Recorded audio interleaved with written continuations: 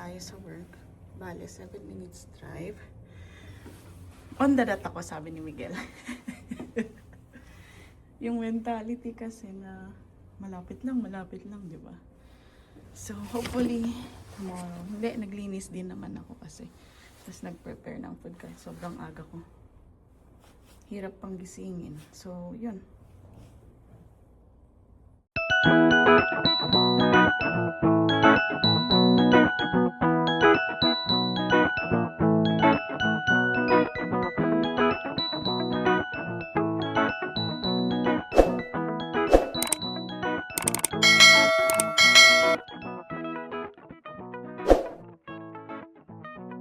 Morning ka-dreamers. So, Tuesday ngayon, March 9. Tingnan niyo yung panahon.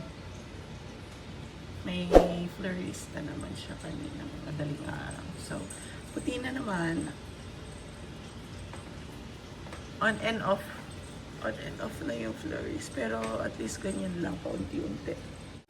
While natutulog pang mga tiyanak, ito, nagluluto na naman ako ng breakfast nila. So, yan, si Daryl nasa work pa. Pasok na, ay pauwi na yun siguro. Kaya, ayan. Spam naman yun. Ang hirap mag-isip ng lulutuin na pang mabilisan. Although, meron pa silang sinigang at saka nilaga. Yan nga lang. Siyempre, gusto nila yung pang breakfast talaga. Ito na si Daryl, may dala siyang, ano to? Parang iced tea lang daw. Smoky something. And Smoky then, day. may binibenta ring crinkles doon. So, yan, makalat guys. Pasensyahan nyo na. Yan, so, yan. Ano, malakas yung ano, snow set. Malakas? Hindi naman. A few moments later. Lots of snow? Yeah, that is mine. So, this is your first day in school? I think is not a good lesson. I am a good girl. Yeah, you're a good girl. Okay, prepare yourself na kasi you're early today, okay? Mommy's going to work na. Bye, guys! Come on. Ayan ka, dreamers. Papunta na tayo sa work. Maaga tayo today.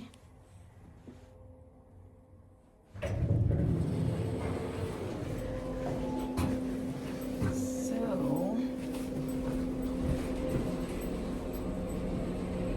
nakagloves ako ngayon ng ano, ganyan lang siya.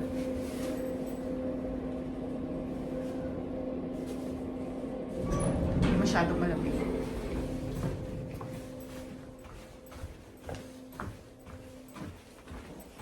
Yan. Na-ready na ni Mr. Australias. So, 7:36. 7 minutes drive. Maaga ako ngayon kasi magiging balloon specialist ako. May event kami sa Bro. Kaya, i-help ko sila doon sa site. So, tingnan nyo. Halatang yung mga nag-work ng hapon. Mga ganyan yung part nila. Tayong mga pang-umaga, dapat kailangan ready na. One eternity later. Viewers, so andito tayo ngayon sa Jollibee. Nandito si Ellie and si Daryl. So, naka-lunch break naman ako kaya yan. Ito yung favorite ni Ella. Oh, you sing, Ella? Ella, sing!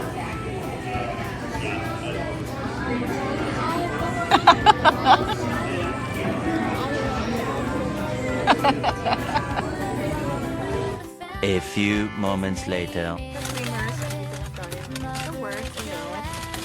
Bale, may dala akong Jollibee kasi may nagpabili. Tara! Ayan guys, nandito na tayo sa bahay. Hi guys, nandito na tayo. So, wala akong pasok dito sa para naman makapagpahinga. One eternity later. Ayan, magluluto tayo ng mushroom and then bacon. Tapos, trinay ko yung napapanood ko sa reels na ito yung ano, sardinas. Gagawin nating kikiam. Pero masyado yatang maano tong kikiam. Basa. Dagdagan ko pa ng harina. Tapos, ito, update. Ayan. Nagsusurvive na siya. Awa ko, guys. Tignan nyo to. O, diba? Pang mabilisan. Smells so good daw, sabi ni Boss Kaden. Kaso nga lang parang, ano, masyadong mainit na yung mantika nung nilagay ko. Yan, brown na tuloy. Sana hindi siya mapait.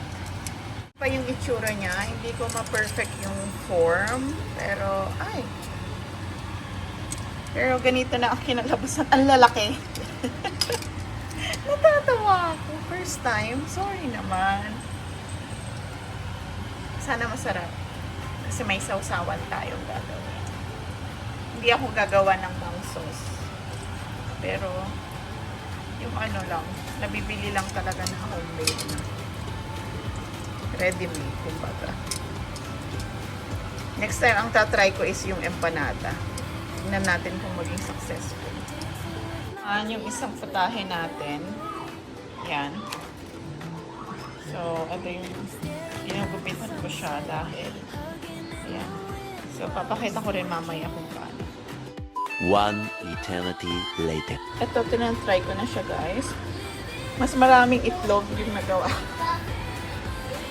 Yan. Diba? Okay, ma'am. Hindi nila hang sardinas.